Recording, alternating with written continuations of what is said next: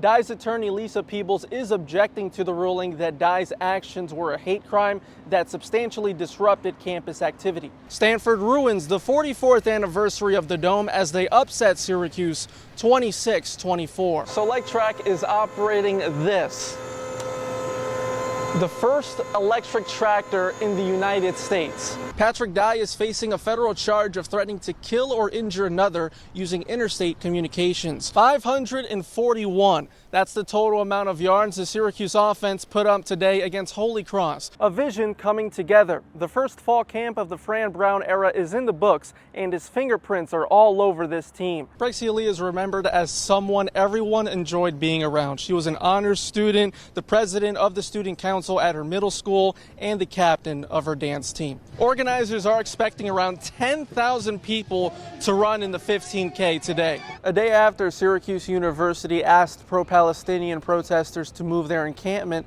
their presence is still being felt here on the SU Quad. The U.S. has won 6 of the last 8 titles, including last year when they beat Canada 6-3 in the final.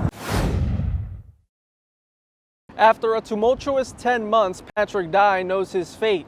The Pittsburgh native has been sentenced to 21 months in federal prison with 3 years supervised release for posting violent and anti-Semitic comments online towards Jewish students at Cornell University. The 21-month sentence is a reduction from the 27 to 33-month federal guideline that was increased because Judge Brenda Sanis determined Dye committed a hate crime that substantially disrupted campus activity. Dye's sentence was lowered to 21 months after the judge considered his nonviolent history as well as his mental and behavioral issues, including an autism diagnosis back in January. The former Cornell student learned his fate in front of around 40 people in the courtroom, including his family and friends. When asked to speak, he was too overcome with emotion to say more than a few sentences. With his voice trembling, he told the judge, "It's all my fault, and there's no excuse." There were times where he would say, I want to go to prison, I should go to prison, I don't deserve leniency. And that's some of the things that he would repeatedly say to me, or try to back me down from advocating for him because he didn't feel like he was deserving of it. The sentence includes 3 years of supervised release with 5 conditions. During that period, he must participate in a mental health program approved by the probation office. Dye cannot use any electronic devices unless he's in the Internet Control Message Protocol. He must contribute to the cost of any monitoring services, and communication with anyone at Cornell is forbidden unless he has permission from probation. Also, he must submit any of his belongings to be searched at any time by law enforcement.